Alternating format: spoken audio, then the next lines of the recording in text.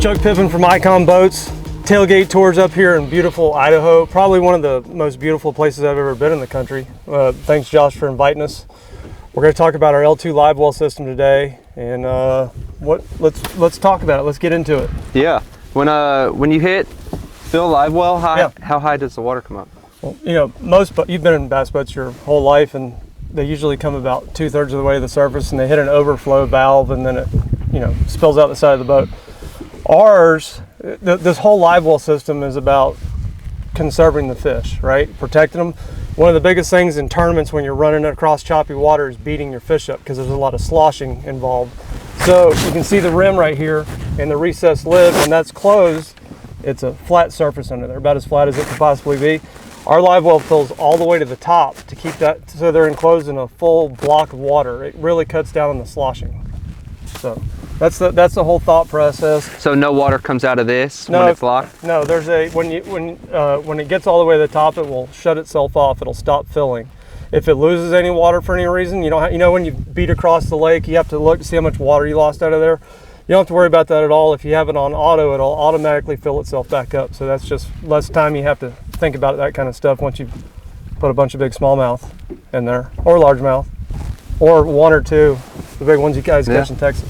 One of my favorite things sitting here looking at this touchscreen is the temperature gauge on that. Yeah, that's really nice. Knowing the temperature in there. Yeah, and that kind of is with our chiller plate there. So one of the questions we get all the time is, you know, what are the capacities, or what's this chiller plate able to do? It's mainly made to maintain. So we got what, 64-degree water temperatures here, 64. That's what the fish are comfortable swimming in, right? So when the sun's beating down on this deck, it can really heat up the water that's in there. And so your chiller plate is there to maintain that same temperature that you caught the fish out of. It has cooling capabilities also, depending on like the conditions you're in. It can cool it to 1.5 to 2 degrees per hour. So if you're catching your fish deep, and you know you're going to be catching fish deep where the water temperature, you know, several degrees cooler than it is on the surface, you'd want to start that cooling process early in the morning to get it. You might not be able to get it down 10 degrees throughout the day, but you can get it as closer than any other Livewell system would. So with these new boats, I've heard of these touchscreens going out. What happens if this one goes out? We've had great success with ours, but if it did happen to go out, your button pad over here and another one up front is redundant, meaning that you can still operate your Livewell system, your bilge pumps, and all your necessary navigation lights and cockpit lights right from there. So you don't even have to get in that screen if your Livewell's all set up for the day.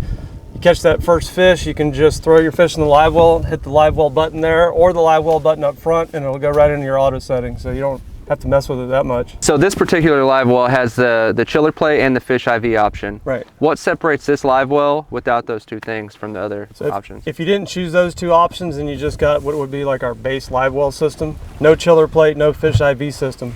It's a patent pending system, but it's not patented for the chiller plate. It's not patented for the fish IV system. It's patented for its full automation.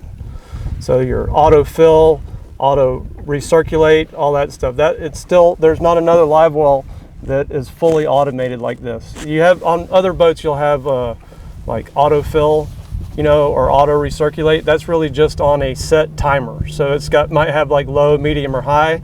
But in this system, without any extra stuff, you could set it to fill all the way to the top. It's going to maintain that fill like we were talking about earlier. You could have the recirculate come on for 5 minutes and be off for 3 minutes. So that's what the patent pending comes in, is that it's the full automation. So, and it's got 1.5 inches of insulation around it. The lid's insulated and everything, so you don't have to worry about all that other stuff. So that's why these are so heavy, because they're insulated. Right, because they're insulated. They're vented also. You know, a lot of boats, they're putting the venting system to get all the ammonia out. Ours is vented through the whole system already. Oh, cool. Yeah. So I see this Livewell is patent pending. You think any other boat manufacturers are going to try to come out with something similar? So one of the big things with ikonboats is we're all about conservation. You know, the future of fishing. We're here to grow the sport, not just make bass boats. So if we're truly about conservation and we come out with a Livewell system like this, if we just kept it just for iKon, then we would really only be about the future of iKon and not the future of fishing. So we've offered this system to every bass boat manufacturer out there. The automation? The whole system. And the chiller and the fish IV, everything. So we've offered that system to every boat manufacturer out there at a very low cost, so that, you know, hoping that they would take us up on that, you know. And we haven't heard back from any of those boat companies yet. But it is out there, so, you know, we couldn't keep this from another boat company and say that we're about conservation. Does that make sense? Yeah. This is my live well. This is my boat. Right. It has the fish IV option. Yeah. I don't fish tournaments. The only fish I put in here are crappie, and they're going home for the skillet. Right. What exactly is the fish IV option? So you got a 64-ounce tank in the very back of the boat. You can fish it, fill it with your favorite live well additive. A lot of people use G-Juice, and then it saves a lot of time, and it's more accurate. So like I have mine set in my personal boat to once the live well's full all the way to the top and it shuts off, it'll inject 3/4 of an ounce of G-Juice directly into the system. I don't have to mess with it. You know what I mean? So I don't have to mess with it, and then every 90 minutes it'll inject another 3/4 of an ounce, and that's adjustable from a quarter, half, 3/4 to 1 ounce. The main thing with the fish IV system that I like about it the most is it saves you a lot of time. You don't have to measure it all and pour it in there and come back and pour more in. It's taking time away from making more casts to catch more fish, so you can just set it and forget it type deal. That's one of my favorite options on it. If I was gonna have to choose between getting one option or another, I think I would choose the fish IV system. That's my personal opinion, but I don't know if I could live without the chiller plate either. My personal favorite option is you can take that middle divider out for extra largemouth bass. Yeah, so you do catch some extra large. The first thing I did was take them out, but right. That's crazy too, because you know there's a lot of live well systems that have those dividers in there, but you got to get a screwdriver in there to get them out. They don't come out very well, and ours is just a little half turn and it comes right out.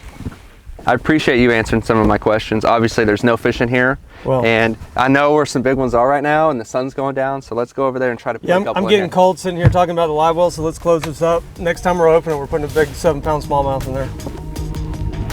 Okay. Eat those gummy bears, recharge, and let's go catch some big smallmouth.